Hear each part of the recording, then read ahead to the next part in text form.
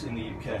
Well, I think there's a huge opportunity to attract billions of pounds of Chinese investment into the UK and in particular into the north of England. That's why I've brought the leaders of some of the great northern cities here to make a pitch for the Northern Powerhouse, and that's the first time we've done that in our country. It's the first time any British government has brought the north together like this.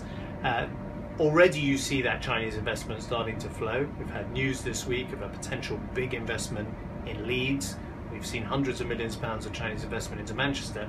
What this means is jobs for people, rising living standards for people, prosperity for people, and a bright future. And here we are in a high-speed train that China's building. We want Britain to build high-speed trains, so we're not left behind in the world. And there'll be an opportunity for Chinese companies, along with companies from elsewhere in the world, to bid, hopefully alongside British companies, for the contracts. Or anywhere else around the country? Well, any nuclear power station in Britain goes through the toughest independent tests and the toughest independent regulation anywhere in the world. So that would be the first hurdle for anyone to clear if they were going to build a nuclear power station. And of course, if they can't pass the test, then they can't build the station. Safety comes first with nuclear power.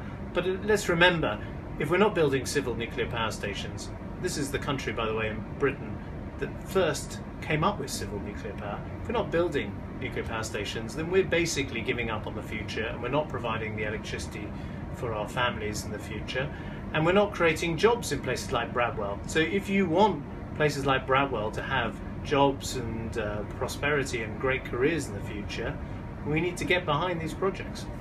Now, this visit has been quite an event.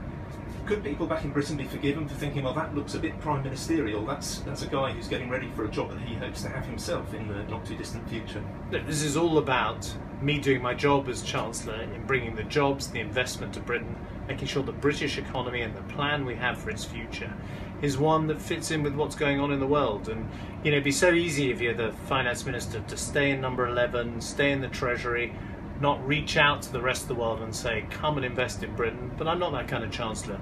And I'm absolutely delighted that so many businesses and these great northern cities have come along on this visit, because they, like me, see that Britain's future lies in linking ourselves to the fast-growing parts of the world. And here we are in the centre of China, in an incredible railway station they've built in the space of just a few years. This is part of the future, and I want Britain to be part of that future. George Osborne. Right, we're going to go into the driver's car. I'll bring you in a minute.